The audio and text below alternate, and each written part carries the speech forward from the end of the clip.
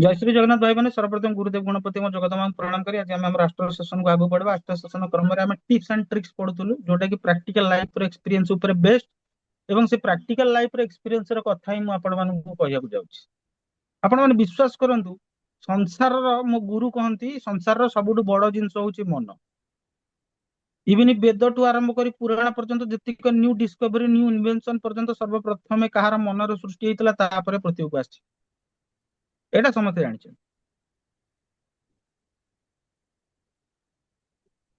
किंतु तार कारक को मेंटेन करे चंद्र moon is the planet who controls mind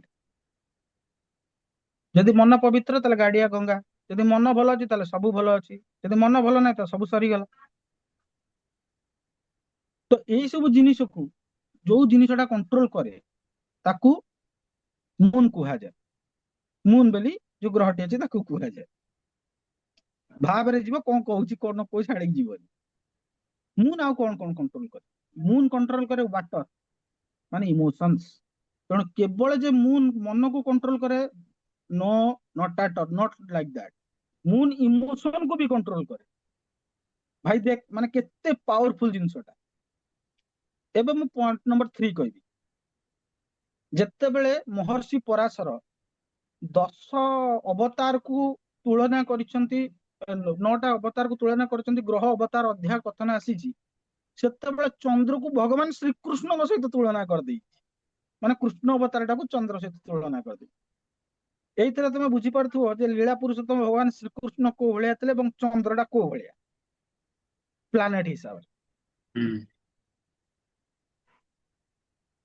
Etah more निजस्व insight तमे जदि कहबो बही रु पढ़िया कथा भाई तमे बही बहुत अच्छी पढ़ दियो मोर इंटरप्रिटेशन सुनिबे जदि सुनि चलो मु जहा भाबीची मु देखिची जहा तेणु मन को कंट्रोल कला इमोशन को कंट्रोल कला वर्ल्ड रे जेतिकी वाटर जिंस अच्छी सबुडा सब मून अंडर रे आसीबो जेतिक सुख सुविधा अच्छी सबुडा को मून अंडर रे आसीबो जेतिक फास्टेस्ट चेंजिंग जिंस गुडा रहउची सबुडा सब मून अंडर रे आसीबो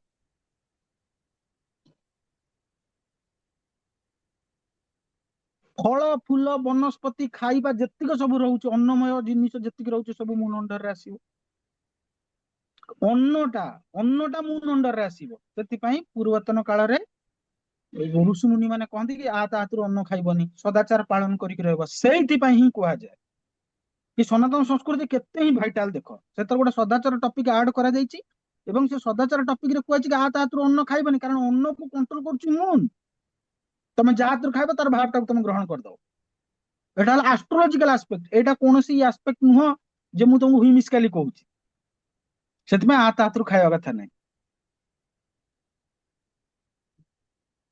हम्म बेसिकली अर्ण बेसिकली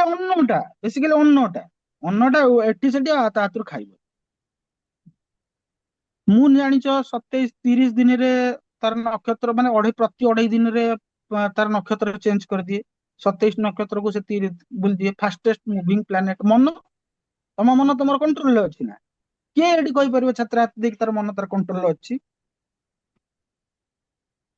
किए गोटे कहि दउ संसार रे केवल जो माने साधु संत सन्यासी संतति सेमान कथा मु कहूनी मते मिस्टेकन करनी मु नॉर्मल ह्यूमन बीइंग के कथा कहूची कहि दबो जे मो भाई मन मो मोर तो कंट्रोल अच्छी मोर बहुत कंट्रोल है।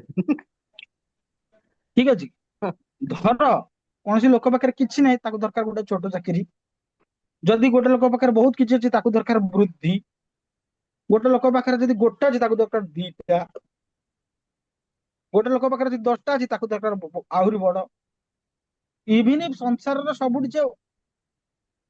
हाईएस्ट पैसा वाला अच्छी से कहूँ मोर धन संपत्ति जी अच्छी मुझे 2 दिन केमती डबल करी because it has no bound it has no bounds at all तमे कौन सी जिनिस को कंट्रोल करि परिबा हेले मन को कंट्रोल करि परिबा नाही आ मन को कंट्रोल करिवार गोटिए मात्र तरीका होचे नाम जप मेडिटेशन भी नुह meditation is coming under the domain of Ketu meditation कले मन शांत होई भाई परिबा नाही मून रो कारक तत्व होचे ट्रैवलिंग चेंजेस जो जिनिस रो तुम मन लागुची तमे करो ଯେମିତି ଜଣେ କହିବ ମତେ ଖରାପ କାମ ଲାଗୁଛି କର, ତୋର ଯାହା ଭୋଗିବା କଥା ତୁ ଭୋଗିବ, ତ ଭାବିବାର କଥା। ତେଣୁ ମୁଁ ଏଇ ଆପଣଙ୍କୁ ବୁଝେଇ ଚାହୁଁଛି କି କେତେ ଡେଞ୍ଜରସ୍ ପ୍ଲାନେଟ ଏଇଟା। Because in karmic pattern everything can be aligned but moon can never be aligned, not at all ହେଇପାରିବନି। କାରଣ ତୁମେ ତୁମ ମନ ଉପରେ ଯଦି କଣ୍ଟ୍ରୋଲ କରିଦେଲ ତମେ ତ ଯୋଗୀ ହେଇଗଲ, ସନ୍ନ୍ୟାସୀ ହେଇଗଲ। ଆଉ ବିନା ଯୋଗ ଆଉ ସନ୍ନ୍ୟାସ ବିନା ବୈରାଗ୍ୟ ବିନା ତମେ ଯଦି କହିବ ମୁଁ ମନ କଣ୍ଟ୍ରୋଲ କରିଦେବି, ଇଟ୍ ଇଜ ନଟ୍ ପସିବଲ। କାହାକୁ ଯଦି ଆଜି ଗୋଟେ ଜିନିଷ ମିଳିଛି ସେ ସେଥିରେ ବି ଖୁସି ହଉନି, ଯୋଉଟା ଗୋଟେ ନର୍ମାଲ ସୋସାଇଟିରେ ଗୋଟେ ଲୋକକୁ ଦୁଷ୍କର, ମାନେ he is not so willing and he is not so worthy to get that particular thing, ଭାଇ ସିଏ ସେଇ ଜିନିଷଟା ବି ପାଇସାରିଲା ପରେ ବି ଯୋଉ ଜିନିଷଟା କୁ ନର୍ମାଲ ହ୍ୟୁମାନ ବିଙ୍ଗ ତାକୁ ଆଚିଭ କରିପାରିବେନି, ମ୍ୟାକ୍ସିମମ୍ ହ୍ୟୁମାନ ବିଙ୍ଗ ସେଇଟା ବି ସେ ପାଇସାରିଲା ପରେ ସେ କହୁଛନ୍ତି ନା ସେଟା ହେଲାନି, ଆଉ ଟିକେ ଭଲ ମିଳିଥିଲେ ହେଇଥାନ୍ତା।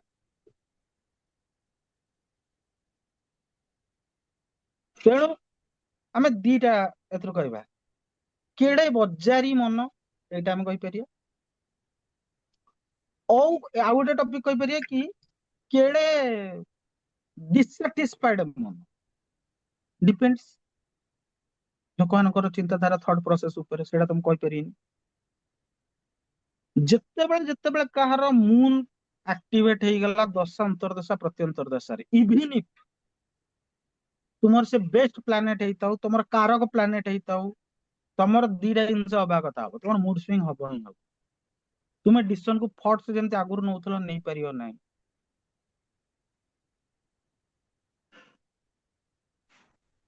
ନେଇପାରିବ ନାହିଁ, କଦାପି ନେଇପାରିବ।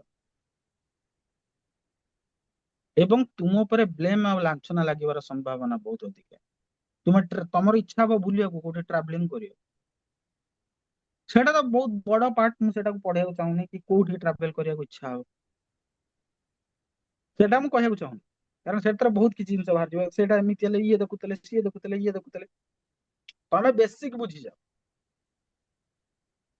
ଏବେ ମୁନ କୁ ଆଲାଇନ ଆମେ କରିବା କେମିତି?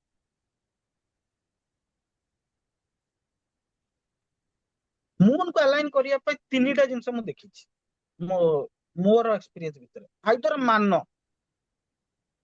ଆଖି ବନ୍ଦ କରି ମାନ। ଗୁରୁ କହିବେ ଆମ୍ବ ଗଛରେ ପଣସ ଫଳିଛି, ତ କହିବ ହଁ ଆଜ୍ଞା ଆମ୍ବ ଗଛରେ ପଣସ ଫଳିଛି, ମୁଁ ଦେଖିଛି ବା ମୁଁ ସେଟାକୁ ବିଶ୍ୱାସ କରୁଛି। ଆପଣ ଯାହା କହୁଛନ୍ତି ଆପଣଙ୍କ କଥାରେ ମୋର ଦୃଢ ବିଶ୍ୱାସ। ମୁଁ କହୁଛି blind faith on a particular person, ସେଇଟା ତୁମ ମନକୁ ଶାନ୍ତ କରିପାରିବ। ନହେଲେ ଜାଣ ପୁରା ଏତେ ରିସର୍ଚ୍ଚ ହେଇକି ବୈଜ୍ଞାନିକ କହିଥିଲା ଯେ ପୁରା ତମେ ତତ୍ତ୍ୱ ଏଇଟା ନୁହଁ, ସେଇଟା ନୁହଁ, ସେଇଟା ନୁହଁ, ସେଇଟା ନୁହଁ, ସେଇଟା ନୁହଁ, ସେଇଟା ନୁହଁ, ମନ କାହିଁକି ହଉଛି, କାହିଁକି ହଉଛି, କାହିଁକି ହଉଛି, କଣ ହଉଛି, କଣ ତା ରିଜିନ ଖୋଜ। और ମାତୃତ୍ୱ, କାରଣ ମୁନ ରିପ୍ରେଜେଣ୍ଟସ୍ ମଦର। କାଳପୁରୁଷ କୁଣ୍ଡଳୀରେ 4th ହାଉସ ମଦର, ସୁଖ, ମନ, ସବୁ ପ୍ରକାର ସୁଖ ସୁବିଧା, ଜମି ବାଡି, ଟଙ୍କା, ଘର, ସବୁ ପ୍ରକାର ସୁଖ ସୁବିଧାକୁ ମୁନ ରିପ୍ରେଜେଣ୍ଟ କରେ।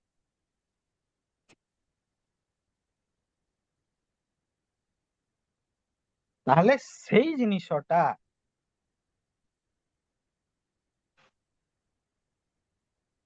ଯୋଉ ଯଦି ମୁନ ଇନଫ୍ଲିକ୍ଟେଡ ହେଇଗଲା, ତାହେଲେ ତମର ବାଇ ଡିଫଲ୍ଟ ଏଇ ଜିନିଷ ଗୁଡାକ ଇନଫ୍ଲିକ୍ଟ ହେଇଗଲା। କେତୁ ମୁନ ବାଲାଙ୍କର ତ ହରିବୋଲ। ମୋ ଚାର୍ଟରେ କେତୁ ମୁନ ଅଛି, ମୁଁ ଜାଣିଛି ମୋର କଣ ହୁଏ, ମୁଁ ଜୋନା ଆଉଟ୍ ହେଇଯାଏ, ମୁଁ ଜୋନା ଆଉଟ୍ ହେଇଯାଏ। ତେଣୁ ଯୋଉମାନଙ୍କର ମୁନ କେତୁ ଅଛି, ତାଙ୍କୁ ଯଦି ବିଶ୍ୱର ସବୁତିକ ଖୁସି ତାଙ୍କ ଶ୍ରୀଚରଣରେ ଆଣି ଥୋଇଦବ, ସେ କହିବ ନା ଆଇ ଏମ୍ ନଟ୍ ସାଟିସ୍ଫାଏଡ, ଏଟା ହେଲାନି, ଏଟା ଏମିତି ଟିକେ ହେଇଥିଲେ ହେଇଥାନ୍ତା।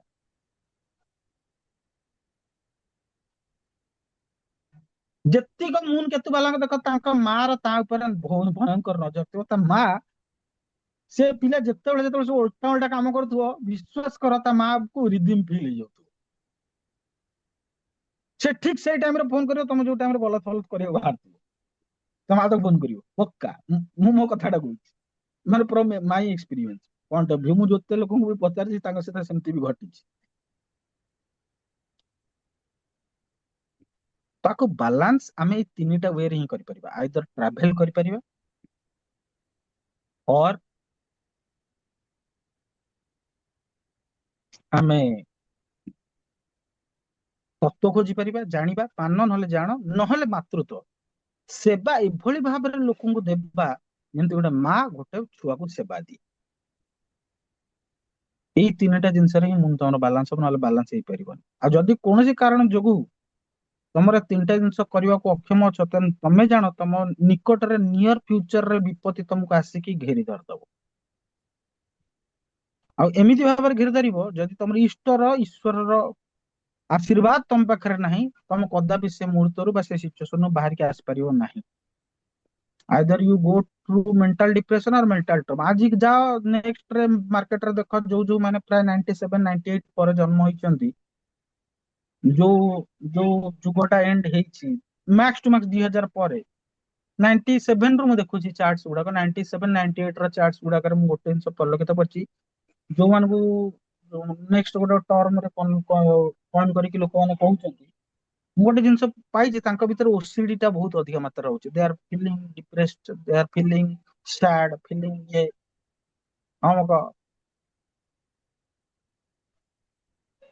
ଯଦି କିଏ ଗୋଟେ ମାର୍କେଟ ରେ ଭାଇ ସେ ଅଫିସ ନାହିଁ, ମୁଁ ଭାବୁଛି ଆଗକୁ ଯାଇ ଆଗାମୀ ଦିନରେ ଖୋଲିବି, ଦୁଃଖ କୁହ ପଇସା ଦିଅ, ମାନେ ଦୁଃଖ ଶୁଣା ପଇସା ଦିଅ, ମାନେ ଗୋଟେ ଏମିତି ଖୋଲିକି ଅଫିସ ବସିବ ଯେ ତୁମେ ଆସିବ, ଲୋକମାନେ ଆସିବେ, ତାଙ୍କ ଦୁଃଖଟା ଖାଲି ତମକୁ କହିବେ, ସେୟାର କରିବେ, ଆଉ ତୁମେ ତାଙ୍କଠୁ ପଇସା ରଖିବ ଟାଇମ ହିସାବରେ, ସେ କାମ ବି ଚାଲିବ ଏଠି ମାର୍କେଟରେ। ଦୁଃଖ ଶୁଣା ଅଫିସ।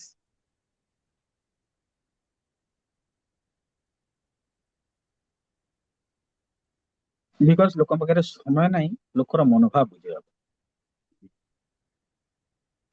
ସମସ୍ତଙ୍କୁ ତାଙ୍କର ଫାଇଦା ଦରକାର, ସମସ୍ତେ ନିଜ ନିଜ ଦୁନିଆରେ ମସ୍ତ, ସମସ୍ତଙ୍କୁ ନିଜ ମନ ଲାଖି ଜିନିଷ ଦରକାର, ସେଥିପାଇଁ ସମସ୍ତେ ତା ପଛରେ ପଡିକିନା ରହିବେ। ପଢନ୍ତୁ, ବହୁତ ବଢିଆ କଥା।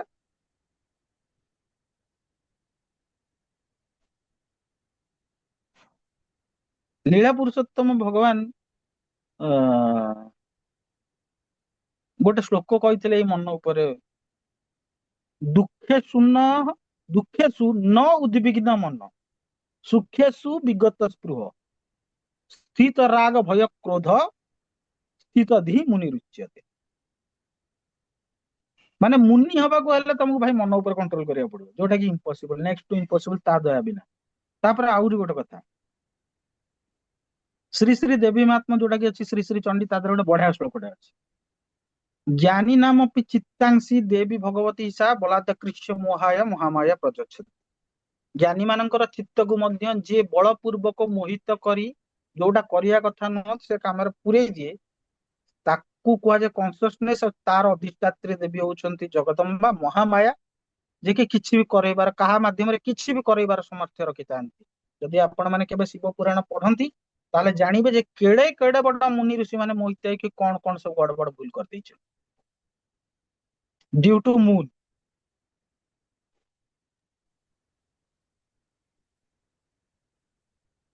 ଇଲ୍ୟୁଜନ ବି ମାୟାରେ, ଇଲ୍ୟୁଜନ ଆଉ ମୁକ୍ତି, ମାୟା ଏବଂ ମୁକ୍ତି ଏବଂ ମୋହ ଏବଂ ସବୁ ପ୍ରକାର ଭାବ କୋଉଠି ସୃଷ୍ଟି ହୁଏ ରେ ଭାଇ? ମନରେ ହିଁ। ତେଣୁ if you do not balance moon, ତମେ କିଳା ନବ ନି, କିଏ କିଳା ନବ ରେ ଭାଇ? ଚାहे ମୁଁ ହେ ଚାहे କିଏ ଲୋକ ହଉ, କଣ ଲୋକ ହଉ, ଯଦି କୌଣସି ଲୋକ ମୁନ୍ କୁ ବାଲାନ୍ସ କରିବା ପାଇଁ ରେଗୁଲାର ବେସିସ ରେ ତାର ରିମେଡି ଗୁଡାକ ନ କଲା, ସେ ଚାहे କୋଉ ପ୍ଲାନେଟ ର ବାଲାନ୍ସ ନ କରୁ, ଯଦି ମୁନ ର ରିମେଡି ନ କରିଛି, ମାନ, ଜାଣ, ନହେଲେ ମାତୃତ୍ୱ ଭାବରେ ସେବା, ଏ ତିନିଟା ଜିନିଷ ବ୍ୟତୀତ ତମେ ମୁଦି ପିନ୍ଧି ଦିଅ, ଚାଉଳ ବୁହେଇ ଦିଅ, ମନ୍ତ୍ର ଜପି ଦିଅ, ମେଡିଟେସନ କରିଦିଅ, ଯଦି ତମେ ବାଲାନ୍ସ କରିଦେଲା ଆସିକି ମତେ କହିବ ତ ମୁଁ କିଏ ଗୋଟେ ସକ୍ସେସଫୁଲ ହେଲା। The three routes to balance moon is ମାନ, ନହେଲେ ଜାଣ, ନହେଲେ ମାତୃତ୍ୱ ଭାବରେ ସେବା, ପୋଷଣ ଦିଏ। ଏବେ ଭାବୁଛି ମୁନ୍ ଉପରେ ଯାହା ମୋର ଇନସାଇଟ ଥିଲା, ମୁଁ ଗୋଟେ ଭାବିଥିଲି କି ଆଜି ମୁଁ ଚନ୍ଦ୍ର ଉପରେ କିଛି କରିବି ବୋଲି, ଏମିତି ଭାବିନଥିଲି, ଯାହା ଇଚ୍ଛା ହୃଦୟରୁ ଗୋଟେ ବାହାରିଲା କି ଏଇଟା ଆମେ କରିବା, ଗୋଟେ ଇନସାଇଟ ଦବା ମୁନ୍ ଉପରେ, ଯୋଉଟା କି ରିକ୍ୱାର୍ଡ ବି ଥିଲା ଯାହା ଜଗଦମ୍ବାର ଇଚ୍ଛା ହିସାବରେ। ତ ସରିଲା, ଆଜିର ସେସନ ପାଇଁ ଏତିକି। ସମସ୍ତଙ୍କୁ ଜୟ ଶ୍ରୀ ଜଗନ୍ନାଥ।